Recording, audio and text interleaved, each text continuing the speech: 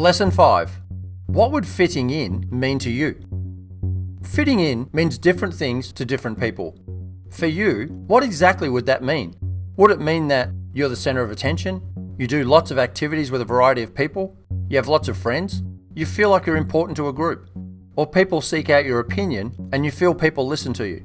It's a pretty interesting question, isn't it? Many say they want to fit in, yet when asked this exact question, it's not that simple to put into words or thoughts. Let's ask the even harder question. Why do you think you need to fit in? Let's put you into a I fit in situation. What does that look like for you? Are you making jokes, being friendly, laughing, telling stories about your life adventures that day? What about you being? Are you happy, friendly, at peace with yourself? Here's another question for you. What's stopping you? Maybe you haven't found your group of like-minded people yet because you have no idea who you are just yet. Immerse yourself in things that are you. Embrace the truth of who you are and be unmistakably you. If you like something, there'll be others who like this too. You can almost guarantee it. Connecting with someone else is typically because you have the same interests and connect because of these interests. There's no reason for you not to be at peace, be happy, and be able to tell stories to others about your adventures that day. You don't need permission from anyone to be any of these things. All of a sudden, you're a person who fits in anywhere. By bringing those things into your life, you can be that person right now. Do you think you're missing out on something? Are there parties, events, gatherings you're not being invited to? Is it a group of friends you wish you had because you're lonely? I'd like to give you an example of what perception is versus reality. And let's use sport as an example because that's what I know. But you can replace the example of sport with school, work, whatever you like, because this is all about you. Back to sport. Having been involved in sport for most of my life, there's a definite perception versus reality situation that's presented. The perception of team sports is you see them celebrate, pick each other up, high five, be fully engaged in the mission at hand, to win that event. The reality is this.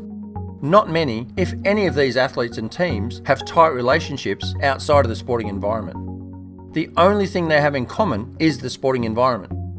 Are there situations where lifelong friendships and bonds are formed? Absolutely. That happens everywhere. But is it the majority? Not even close. There's two scenarios I want you to consider at this point as well. Scenario 1. If you're still a student, you're getting all of these messages from the environment that is your school. A place where young people who are trying to find their own way in the world and think they know it all plant some seeds into your head, and that creates your thought pattern for the rest of your life. Or scenario 2. You're an adult, and if I ask you to listen to the advice of a teenager for life advice, you'd probably chuckle and say to yourself, no thanks. So, taking point 2 into consideration, why are you still listening to the advice from a teenager in your head when you're an adult? You, my fellow human being, are perfect. You don't need the approval of me or anyone else. You have a set of gifts that are totally unique to you and a look that is all your very own. You don't need a car to make you better, fancy clothes, huge bank account, or anything else that is perceived as success. Fact is, in relation to money, many think you need millions to be considered successful.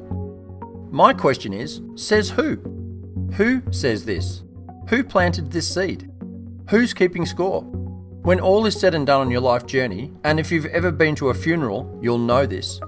No one ever talks about the clothes you wore, the money you made, or the car you drove. Everyone talks about the passion, legacy, life journey, and the difference you made and how much you'll be missed. From the day you were born, you've made a difference to many lives. Do you. Be you. You are loved. Now it's time for you to write about your life to this point. Let's do a brain dump. Let me explain what this means. I found the simple act of writing down my childhood memories to try and explain to myself, if no one else, why I now and did behave the way I have done for the past 30 plus years. This writing has been nothing short of a massive load off my mind, my heart, and my chest. And yep, I've cried a few times. When you come to a realization that you're still carrying the same emotions from something that was planted in the earlier part of your life journey, it becomes really refreshing to be able to write about it, acknowledge it, understand that these were actions of someone else, not you, And if you had been given the choice in the first place, you wouldn't have put yourself in that position, especially if something happened to you when you were just a child. Seriously think about this for a moment. Did you choose to be in that situation? Did you choose for someone else to treat you that way? Did you choose to add whatever it is that came to your mind in this instant? Let's take action on this now and see where your typing or writing fingers take you. I'll strongly suggest the following. Do this in private. The last thing you want to do is to uncover something about your life journey and it makes you simply want to cry, but you can't. Or you do, and people start to ask if you're okay. And it doesn't have to be a long, drawn-out effort in one sitting. This might be a very traumatic thing for you to do, so just a little at a time will be perfect. Your journey, your rules. We've added some thought starters on the screen coming up to help you remember things. Feel free to press pause when you see them and truly enjoy this process. Your Goya action step for now is, please open up your Goya app and start a new journal entry. Or do this in handwriting in a book of some description if you'd prefer to write. No problems. Please title the journal entry, My Life Journey So Far.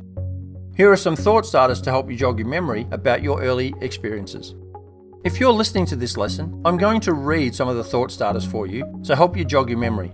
Press pause whenever you like. Age 0 to 5. What was my first memory? What is something that scared me when I was younger? What is my first happy memory? What did I love to do and it makes me smile now when I think about it? Who were my friends and why? Did I see something that I shouldn't have or wished I hadn't seen? Things that affect you then and still do today. Your overall thoughts about this time in your life journey. Age 6 to 12. Primary, elementary school. Most positive memories of this time. What did I love to do? What was my favourite subject and why? Who was my favourite teacher and why? What were you really good at? What did you suck at? Your first crush. What made you proud? What made you embarrassed? Do you still carry this today? Things that affected you and still do today. Your friends were. Did you get picked on? By whom and why? Does it still affect you? Did you pick on anyone? Why? Does it still affect you? Positive things that you remember. Non-positive things that you remember. Did you have someone you really admired and wanted to be like? Why? How was your family life? Your teenage years. Most positive memories of this time. What did I love to do? What was my favourite subject in school and why? Who was your favourite teacher and why? What were you really good at? What did you suck at? Did you fall in love? What made you proud? What made you embarrassed? Do you still carry this today? Things that affected you and still do today. Your friends were. Did you get picked on? By whom and why? Does it still affect you? Did you pick on anyone? Why? Does it still affect you? Positive things that you remember. Non-positive things that you remember. Did you have someone you really admired and wanted to be like? Why? How was your family life? Your adult life. From 20 to now. Most positive memories up until this point in time. What do I love to do? What are you really good at? Do you have a superpower? What made you proud? What made you embarrassed? Do you still carry this today? If you're older, things that affected you in your 20s and still do today. Your friends are who? Why are they your friends? Does getting picked on in your earlier years still affect you today? Did picking on anyone in your earlier years have an effect on you still today? Positive things that you recall. Non-positive things that you recall. Do these still affect you today? Did you have someone you really admired and wanted to be like? Why? How is your family life? If you could give someone younger some advice, what would it be? If you could ask anyone a question, what would it be? Have you tried to connect with them to ask it? What is something that you wished people knew about you? If a question or thought starter hasn't been listed here and you want to write about something else, go for it. This is totally your life, your journey, your journal.